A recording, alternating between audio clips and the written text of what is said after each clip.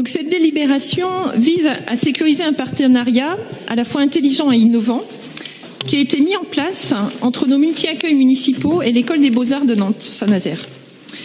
Ce mini-musée, dont je vous montrerai quelques photos tout à l'heure, est symbolique de l'ambition que nous avons pour l'ouverture au monde des jeunes enfants à travers l'art et la culture.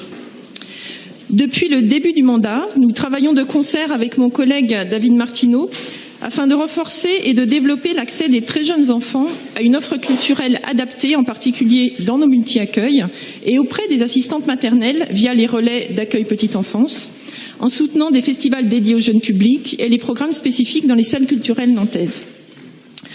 Nous nous inscrivons pleinement dans les orientations nationales. Élaborées par Madame Jean Pinault, présidente du Haut Conseil à la famille, à l'enfance et à l'adolescence, dans son rapport sur le développement complet du jeune enfant, remis à la ministre des Familles en mai 2016, et dans l'esprit du protocole d'accord signé au printemps 2017 entre le ministère de la Culture et celui des Familles, qui stipule, je cite, « L'art, la culture et les échanges interculturels permettent à l'enfant de construire sa place dans un monde qu'il découvre, et aussi, un peu plus loin, les modes d'accueil doivent s'ouvrir à la présence d'artistes. Cette attention, nous la portons en direction de l'ensemble des enfants avec un accompagnement spécifique dans les quartiers prioritaires. Plus concrètement, 3 partis pris guident nos actions pour agir ensemble. Premièrement, et en phase avec les réflexions nationales du Haut Conseil à la famille, à l'enfance et à l'adolescence, nous soutenons que la découverte et la pratique par le jeune enfant créent du lien entre l'enfant et le monde qui l'entoure. Elle favorise l'accès futur à la culture et elle renforce également l'estime de soi et les apprentissages.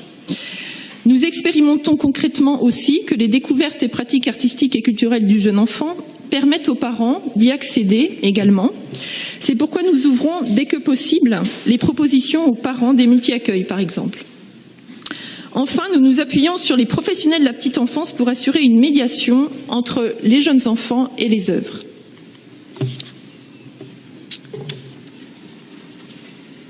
Alors, ça se traduit très concrètement par à la fois des artistes en résidence, la participation du Festival Petits et Grands qui intervient directement dans les multi-accueils en présence des enfants, des équipes et des parents, ou encore le partenariat avec Stéréolux ou les spectacles de fin d'année pour les assistantes maternelles de l'accueil familial. Je vous ai mis là quelques photos. Ça se traduit également avec un partenariat avec la Folle Journée par des temps de découverte musicale dans les multi-accueils pour les tout-petits, également en invitant les familles à participer. Ça se traduit encore autour du livre grâce à un partenariat avec les bibliothèques municipales. Bon, mon collègue Émeric n'est plus là, mais il suit ça de très près. À la fois pour bénéficier en priorité du désherbage annuel, et ce qui permet aussi d'alimenter les bibliothèques des établissements qui peuvent comme ça permettre le prêt de livres aux familles. Également, à travers des outils, on va dire, en 3D, que sont les tapissimo, dont vous avez un superbe exemple sur ces photos, ou encore les kamishimaï, qui sont faits en partenariat avec l'atelier municipal. Une manière de raconter des histoires de manière concrète aux enfants. Enfin, nous ambitionnons également travailler sur l'accueil des familles avec très jeunes enfants dans les établissements ou les événements culturels, par exemple ici avec le musée d'art, et nous avançons dès que possible en fait sur les événements culturels pour essayer de réfléchir aux conditions d'accueil des familles.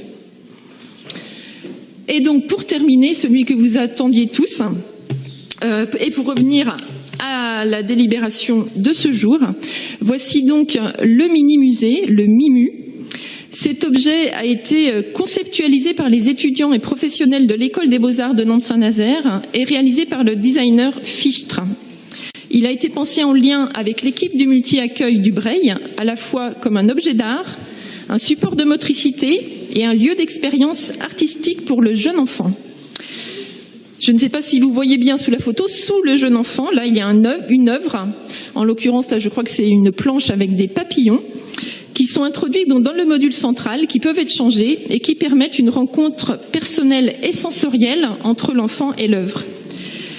Des tutos pédagogiques ont été conçus conjointement par les équipes culturelles et par l'équipe du multi-accueil du Breil pour guider les activités créatives rendues possibles par ce bel outil.